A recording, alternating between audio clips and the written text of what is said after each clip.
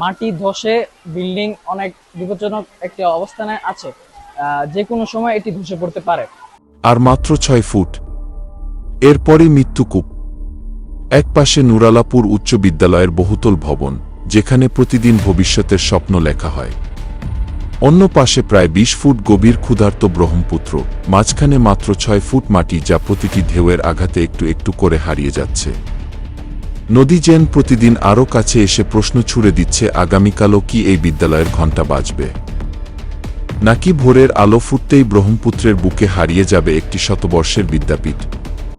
স্থানীয়দের আশঙ্কা, আর একটি বড় বর্ষণ কিংবা তীব্র স্রোত এলেই মুহূর্তের মধ্যে নদীগর্ভে বিলীন হয়ে যেতে পারে পুরো ভবনটি।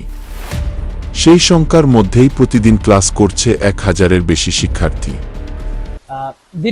দীর্ঘদিন ধরে আমাদের স্কুলের পার্শ্ববর্তী যে ব্রিজটা, এই নির্মাণ কাজের জন্য স্কুলের পাশ থেকে মাটি কাটা হয়েছে। এই মাটি কাটার ফলে স্কুলের যে ভবনটা নদীর পাশে রয়েছে, সেটি অনেক ঝুঁকিপূর্ণ একটা অবস্থায় অবস্থান করছে।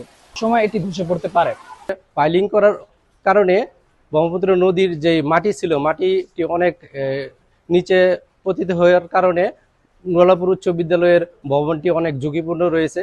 তো আমি যখন সেখানে ক্লাস করতে যাই, তখন নিজেও আমি ছাত্রছাত্রী তথা নিজেও আমি নিরাপত্তাহীনতায় ভুগি। আমার বিল্ডিং এর পাশে ওই পাইলিং করার জন্য, ব্রিজের পাইলিং করার জন্য আমার বিদ্যালয়ের বিল্ডিং এর নিরাপত্তা নিশ্চিত না করেই অপরিকল্পিতভাবে মাটি খননের ফলে আমার এখানে বিল্ডিং এ ভাঙন দেখা দেয় এবং একটা ঝুঁকির মুখে পড়ে।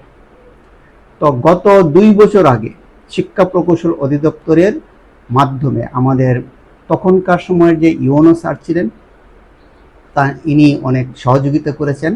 ওনার মাধ্যমে এখানে একটা গাছের গুঁড়ি এবং ড্রামের শীট দিয়ে একটা অস্থায়ী বাঁধ নির্মাণ করে দেয়। আমরা আপাতত একটা স্বস্তির নিঃশ্বাস ফেলি। কিন্তু এই যে কয়দিনের লম্বা বৃষ্টিপাত, ভারী বৃষ্টিপাতের ফলে এই বাঁধটাও ভেঙে যায়। মাধ্যমে আমি ঊর্ধ্বতন কর্তৃপক্ষ, জেলা প্রশাসক মহোদয়, আরও যারা সংশ্লিষ্ট সকলের কাছে আমি বিনীতভাবে এই অনুরোধ করব, যেন যত তাড়াতাড়ি সম্ভব জনগুরুত্বপূর্ণ এই ব্রিজটা করে মানুষের নিরাপত্তা, আমাদের বিদ্যালয়ের নিরাপত্তা, শিক্ষক শিক্ষার্থীদের নিরাপত্তা নিশ্চিত করেন। সংশ্লিষ্টদের সঙ্গে কথা বলে জানা গেছে, প্রায় 2 বছর আগে স্থানীয় সরকার প্রকৌশল অধিদপ্তর এলজিইডি বিদ্যালয়ের পাশ দিয়ে একটি সেতু নির্মাণ কাজ শুরু করে। স্থানীয়দের অভিযোগ, সেতুর পাইলিং ও নদীর তীর ঘেঁষে অপরিকল্পিতভাবে মাটি খননের সময় বিদ্যালয়ের নিরাপত্তা নিশ্চিত করা হয়নি। এর ফলে 2024 সালের অতিবর্ষণে বিদ্যালয়ের মূল ভবনের নিচের মাটি ধসে পড়ে এবং ভবনটি মারাত্মক ঝুঁকির মুখে পড়ে।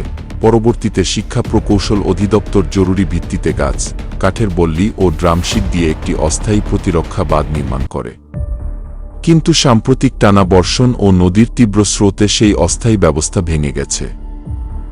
বর্তমানে ভবনটির নিচে ভাঙন অব্যাহত রয়েছে এবং নদীর সঙ্গে ভবনের দূরত্ব নেমে এসেছে মাত্র 6 ফুটে। তীরে এর গত 2024 সালে স্যাররা যখন আমাদের বলেন, ওই সময় আমরা এটা দেখার পরেই আমরা মোটামুটি 2-3 দিনের মধ্যে আমরা ওখানে গাছের বল্লা দিয়ে, যেটাকে প্যালিসেডিং বলি, আমরা মোটামুটি ভালো একটা ব্যবস্থা নিয়েছিলাম। কিন্তু ড্রেজিং এর যে গভীরতা, দ্বিতীয়ত ভারী বর্ষণে যে পরিমাণে মাটির চাপ, এটা আসলে এইভাবে সম্ভব না।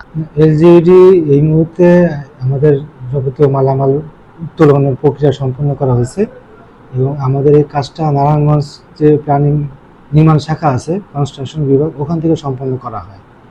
সেই মোতাবেক আমরা এই তাদের বিষয়টা নারায়ণগঞ্জে প্রেরণ করা হয়েছে এবং ওখান থেকে নির্মাণ কাজ সম্পন্ন করা হয়। স্থানীয়দের অভিযোগ, এক দপ্তর আরেক দপ্তরের উপর দায় চাপাচ্ছে। চিঠি চালাচালি ও প্রশাসনিক জটিলতার মধ্যে সময় গড়ালেও নদী ভাঙন থেমে নেই। প্রতিদিনই ব্রহ্মপুত্র বিদ্যালয়ের আরও কাছে চলে আসছে। দ্রুত স্থায়ী প্রতিরক্ষা বাঁধ নির্মাণ না হলে শুধু কোটি টাকার সরকারি ভবনই নয়, হারিয়ে যেতে পারে এ অঞ্চলের অন্যতম প্রাচীন শিক্ষা প্রতিষ্ঠান এবং 1000-এর বেশি শিক্ষার্থীর নিরাপদ শিক্ষার পরিবেশ। নিউজ ডেস্ক, বাংলাদেশ আমার।